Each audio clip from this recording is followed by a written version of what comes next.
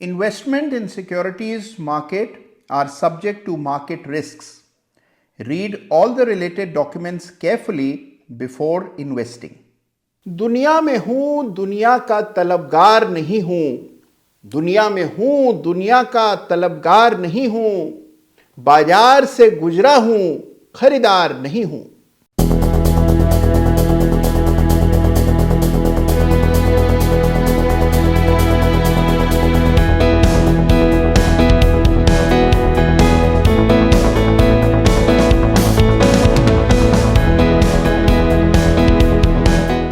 नमस्कार, जय Shri Ram. Chart of the week के एक और ताजा तरीन एपिसोड में आप सभी का हृदय की गहराइयों से स्वागत है। बाजार में नए नए हाईज प्रतिदिन बन रहे हैं और नए हाईज बनने का सिलसिला लगातार जारी है बाकी तमाम इंडाइसेस के चार्ट में। आपको याद होगा कि चार्ट ऑफ द वीक पे कुछ समय पहले हमने निफ्टी रियल्टी इंडेक्स की चर्चा की थी। जबरदस्त, तूफानी, अप्रत्याशित तेजी निफ्टी रियल्टी इंडेक्स में देखने को मिल रही है। चार्ट देखेंगे तो आप भी देखते ही रह जाएंगे और इससे सिद्ध होता है कि अगर सही चार्ट सही समय पर देखा जाए तो जबरदस्त मूव्स पकड़ में आते हैं। और हर सेक्टर इंडेक्स के चार्ट को देखना और उसको स्टडी करना बेहद जरूरी है। और चार्ट ऑफ द वीक में हम लगातार सबसे इंपॉर्टेंट इंडाइसेस की चर्चा करते रहते हैं। तो आइए इस सप्ताह के चार्ट ऑफ द वीक की शुरुआत करते हैं एक बहुत ही बेमिसाल सेक्टोरल इंडेक्स के चार्ट से, जिसमें एक नई क्रांति की पहली चिंगारी देखने को मिल रही है। लेकिन उससे पहले हमेशा की तरह आपको याद दिला दूं कि चार्ट ऑफ द वीक में जिस किसी चार्ट का भी जिक्र हम करते हैं, किसी में भी मेरी कोई खरीदने या बेचने की राय नहीं होती है। जिस चार्ट में कुछ सीखने योग्य होता है, कुछ ज्ञान परख होता है, उसको हर सप्ताह पूरा बाजार खंगाल कर आपके सामने लाने का काम चार्ट ऑफ द वीक में मैं करता हूं। तो इस सप्ताह भी बेमिसाल चार्ट्स हैं और सबसे पहला चार्ट है निफ्टी इंडिया डिजिटल इंडेक्स का। जी हां, निफ्टी इंडिया डिजिटल इंडेक्स में डिजिटल इकोनॉमी से जुड़ी अग्रणी कंपनियां हैं और इस इंडेक्स के विषय में संभव है कि आपने न सुना हो, लेकिन एक जबरदस्त अपमूव इस इंडेक्स में आता हुआ दिख रहा है। टानला, नाइका, पेटीएम, जोमेटो जैसी कंपनियां इस इंडेक्स में शामिल हैं और इस इंडेक्स में चार्ट पर एक बड़ा ब्रेकआउट गए सप्ताह आता हुआ दिखा। तो इस इंडेक्स को भी क्लोजली मॉनिटर कीजिएगा। लाइफ टाइम हाई पर यह इंडेक्स ट्रेड कर रहा है और यह देश की डिजिटल इकोनॉमी से जुड़ा है और हम जानते हैं कि बड़ी तेजी से इस क्षेत्र में प्रगति हो रही है, बहुत डेवलपमेंट्स हो रहे हैं और इस क्षेत्र की कंपनियां गजब ढा रही हैं। तो इस इंडेक्स को क्लोजली मॉनिटर कीजिए। चार्ट पर देखिए किस तरह के ब्रेकआउट्स आते हुए दिख रहे हैं। बड़ी कटाना कैंडल आपको इस सप्ताह इस इंडेक्स के चार्ट पर बनती हुई दिखाई पड़ी। इसी कॉन्टेक्स्ट में याद करेंगे कि कई सारे और ऐसे इंडाइसेस हैं जिनकी चर्चा चार्ट ऑफ द वीक में हम पहले कर चुके हैं।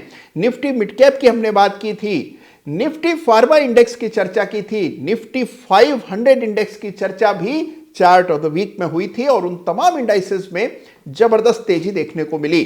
तो निफ्टी इंडिया डिजिटल इंडेक्स के चार्ट को जरूर से स्टडी कीजिएगा।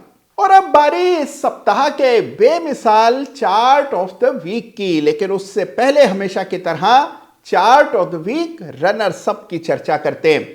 Chart of the week runners up का खिताब इस सप्ताह एक ऐसे चार्ट को मैं देने जा रहा हूं जिस चार्ट पर बन रहा है एक विशेष पैटर्न।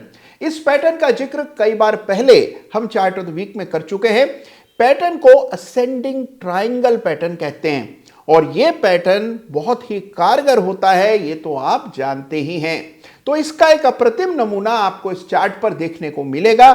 मैं बात कर रहा हूं एनसीसी की। जी हां, एनसीसी को इस सप्ताह chart of the week runners up का खिताब दिया जा रहा है क्योंकि चार्ट पर एक असेंडिंग ट्रायंगल पैटर्न का ब्रेकआउट इसी सप्ताह आता हुआ दिखाई पड़ा।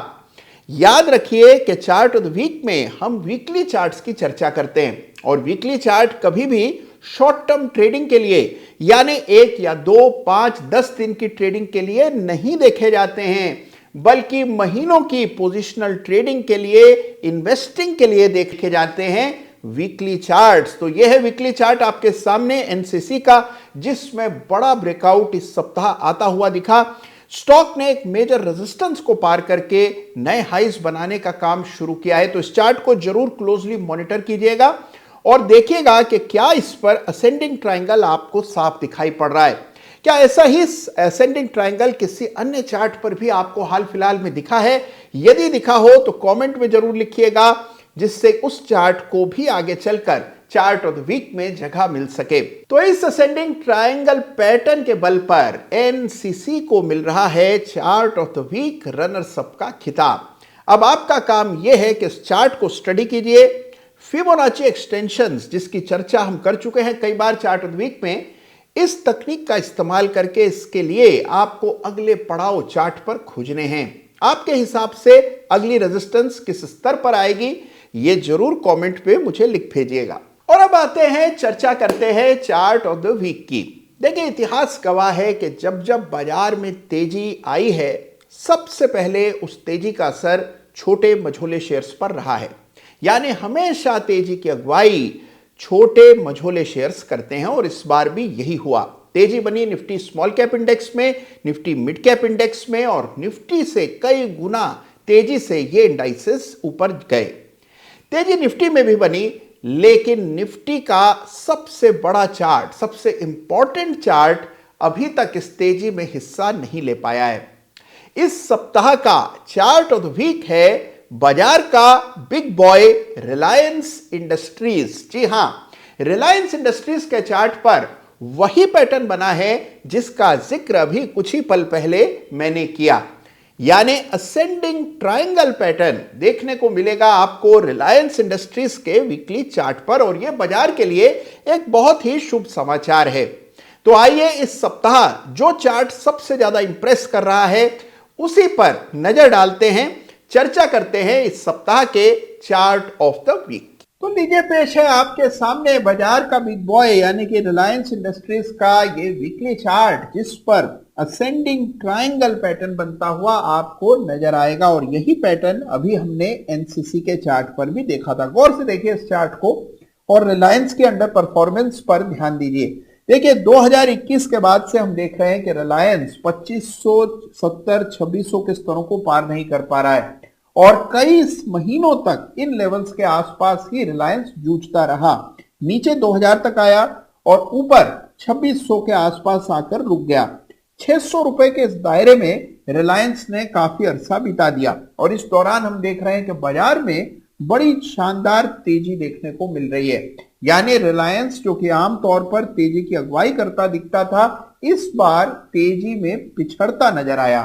लेकिन अब ये ब्रेकआउट चार्ट पर साफ दिखाई पड़ रहा है और इस ब्रेकआउट में ये पैटर्न दिखाई पड़ रहा है जिसको असेंडिंग ट्रायंगल पैटर्न कहते हैं। हायर बॉटम्स और इक्वल पीक्स अगर चार्ट पर बनती नजर आए तो इसको असेंडिंग ट्रायंगल कहते हैं। इस तरह का त्रिकोण बनाइए तो आपको ये पैटर्न साफ नजर आएगा।